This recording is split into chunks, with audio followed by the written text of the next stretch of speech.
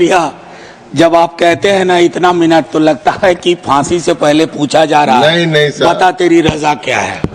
बहरहाल thank you honourable deputy chairman sir, vice chairman sir. दो तीन छोटी छोटी चीजें हैं, उसी को कहूंगा। ज्यादा खुशी इस बात की है कि आज मणिपुर को ये लग रहा होगा कि हमारे देश का हिस्सा है, यहाँ के संवाद से, यहाँ के विमर्श से।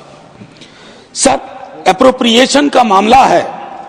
मैं बजट के दौरान अक्सर एक बात कहता रहा हूं कि अपने देश में डायरेक्टिव प्रिंसिपल्स में आर्टिकल 39 सब क्लॉज सी है। आज हम सबको जरूरत है कि हमारा बजटरी प्रावधान, बजटरी प्रोविजंस उस लेंस से देखा जाए ताकि आय का संकेंद्रण न हो, आय का असमान वितरण न हो, और बाद में जब कोई राज्य सरकार पीकेटी को बुलाती है तो उस पर भी नाराज हो जाते हैं लोग। तो ये खैर अलग मसला है। सर, मैं दो तीन छोटी छोटी चीजें कहने से पूर्व सबसे पहले तो ये कहूं कि आज जो भी दो चार चीजें कहूंगा वह मणिपुर के अपने भाइयों बहनों, उनके मृतकों, विस्थापित लोगों को समर्पित है। आलोचना नहीं, शिकायत नहीं, मैं अपने संदर्भ में कुछ चीजों को रखूंगा। सर, सिक्योरिटी के ऊपर आपने सोशल डेवलपमेंट के ऊपर सिक्योरिटी को तरजीह दी है। मैं सिक्योरिटी फिनोमेना को नजरअंदाज नहीं करना चाहता, लेकिन तह में अगर जाएं आप, ये मई 23 में क्यों शुरू हुआ? एक माननीय उच्च न्यायालय का निर्णय आया, हम उसका हम अवलोकन नहीं कर पाए कि इस निर्णय का अंजाम क्या होगा, जो लोग कहते हैं कि हमें अंदाजा ही नहीं था। दूसरा, ट्राइबल और रूरल डेवलपमेंट को लेकर के बहुत आशंकाएं हैं, उसमें भी एलोकेशन बहुत ही छोटा है compare to other heads. Disaster prone state है सर, हमारी सुलता जी कह रही थी स्ट्रेटेजिक इंपॉर्टेंस का स्टेट है, लेकिन डिजास्टर प्रोन भी है। वहां पर आपने 50 करोड़ रुपए मात्र एलोकेट किए हैं। ये it doesn't speak very good about us. और ट्रांसपेरेंसी, अकाउंटेबिलिटी पर कई चीजें मैं बाद में आऊंगा। एक आध मिनट अगर ज्यादा समय लूं, सर एक कोट करना चाहता हूं। जमीना बॉमन, जिगमंड बॉमन की पार्टनर थी, होलोकॉस्ट सर्वाइवर थी। उन्होंने एक लाइन लिखी विंटर इन द मॉर्निंग में, the cruellest thing about cruelty is that it dehumanises its victims before it destroys them, and thus the hardest of the struggle is to remain human in inhuman condition. इसका तर्जुमा अगर अपने हिसाब से करूं, क्रूरता के साथ सबसे क्रूर चीज यह है कि अपने विक्टिम को खत्म करने के पूर्व उनकी मानवीय मूल्यों को विलग कर देती है। अतः इस तरह के माहौल में मानवीय संवेदना को बचा कर रखना सबसे महत्वपूर्ण है। सर, हम मानवीय संवेदना को मणिपुर के बरक्स बचा के नहीं रख पाए। जैसे कहते हैं ना, देखोगे तो हर मोड़ पे मिल जाएंगी लाशें, मगर इस शहर में तुम्हें कातिल ढूंढे से नहीं मिलेगा। मणिपुर में यही वाकया है सर।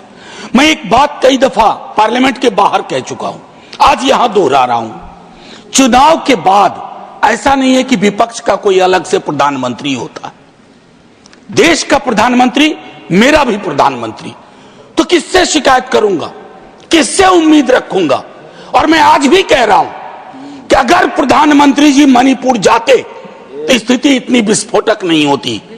प्रधानमंत्री का पद और कद दोनों बड़ा होता है। आप मलहम लेके जाते, मलहम, आपकी मौजूदगी मलहम का काम करती है। ना जाने क्यों बचपन से पढ़ते आए, कश्मीर से कन्याकुमारी, मणिपुर से मध्य प्रदेश, ये सर नफरत के बारूदी कारोबार ने इस देश को बहुत ऐसे संकेत दिए हैं जो अच्छे नहीं लगते हैं सर, प्रीतिकर नहीं लगते हैं, अनसेटल करते हैं, परेशान करते हैं। मणिपुर इसका उदाहरण है, देश के अलग अलग हिस्सों में इसके उदाहरण है। मेरा सिर्फ इतना कहना है सर, आज तक कोई मुल्क तरक्की की राह नहीं चल पाया अगर उसकी समुदाय के लोग, अलग अलग समुदाय बारूदी नफरत के कारोबार में लगे रहे। ये सीखना होगा सर।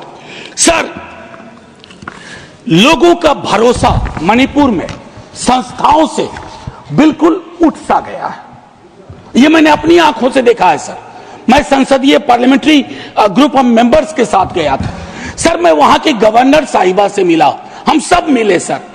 उनके अंदर जो भाव था, जो पीड़ा थी, वो पीड़ा मैंने दिल्ली दरबार में नहीं देखी सर। दिल्ली दरबार में उस पीड़ा का शतांश भी होता तो आज 2 वर्ष तक मणिपुर को इंतजार न करना पड़ता इस बहस के लिए, इस बातचीत के लिए।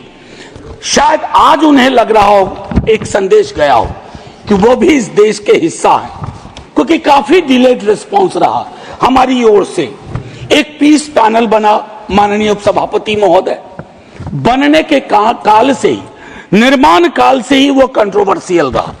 उसके कंपोजिशन को लेकर के, उसमें जो अलग अलग सदस्य थे और उसमें जो भावनाएं थी लोगों की, लोगों ने कहा कि इस पैनल को, और वो पैनल एक भी दिन काम नहीं कर पाया। सर, कल्पना करिए माननीय उपसभापति महोदय, जलते हुए मणिपुर में, हिंसाग्रस्त मणिपुर में एक पैनल बना पीस का, और उस पीस पैनल की एक मीटिंग ना हो पाई हो। सर, आर्म्स टूटे गए। अभी हाल में लास्ट डेट 2 बार एक्सटेंड किया गया कि हथियार लोग लौटा दें। मुझे जानकारी नहीं है कितने हथियार लौट के आ गए और कितने नहीं आए।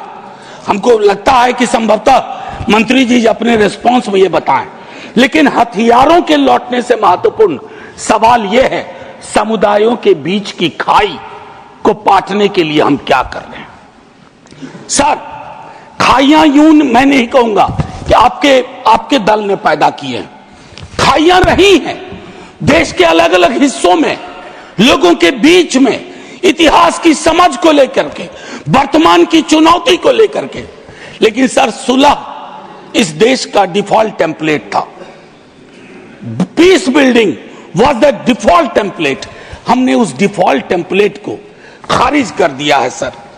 क्षेत्रीय असंतुलन जो सामुदायिक असंतुलन में भी तब्दील होता है, और वो सारी चीजें, उस तरह के असंतुलन समुदायों के बीच की दूरी को और बढ़ा रहे हैं।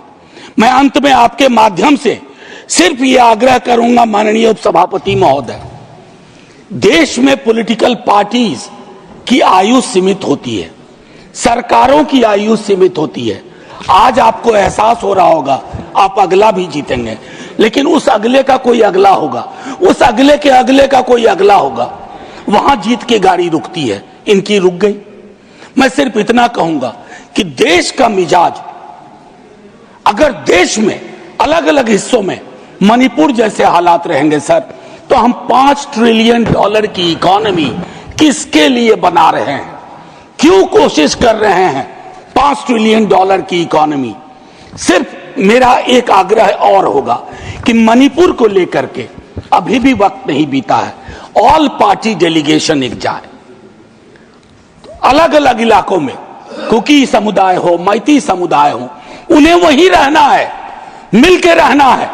जैसे नॉर्थ इंडिया में जिन समुदायों के बीच में नफरत की फसल बोई जा रही है, कोई कहीं नहीं जा रहा, यहीं रहना है। तो यहीं अगर रहना है तो शांति से रहना होगा, न्यायप्रियता के साथ रहना होगा। और अगर हम ये सुनिश्चित नहीं कर पा रहे हैं, तो अपने मुंह मियां मिट्ठू बनने की कोशिश कर रहे हैं, तो मुझको लगता है सर कि हम हार जाएंगे। हमारा हारना छोड़ दीजिए सर, देश हार जाएगा, और जब देश हार जाएगा तो हमारे हाथ में कुछ भी हासिल नहीं होगा। आपको इस वक्त के लिए बहुत बहुत धन्यवाद माननीय उपसभापति महोदय। मैंने 2 मिनट आपने ज्यादा वक्त दिया। मैं जय हिंद बोल के खत्म करना चाहता हूं, लेकिन उससे पूर्व 30 सेकंड सर, मणिपुर की इस चर्चा के लिए सारे सदस्यों का धन्यवाद। लेकिन हमारी भूमिका यही खत्म नहीं होती है। मणिपुर को यह संदेश देना होगा, you belong to us, we are nothing without you. जैसे एक एक हिस्से के बगैर हमारा कोई औचित्य, कोई अस्तित्व नहीं है। यह मैं समर्पित करता हूं मणिपुर के सभी समुदाय के लोगों को। जय हिंद सर। धन्यवाद। हाँ बोल।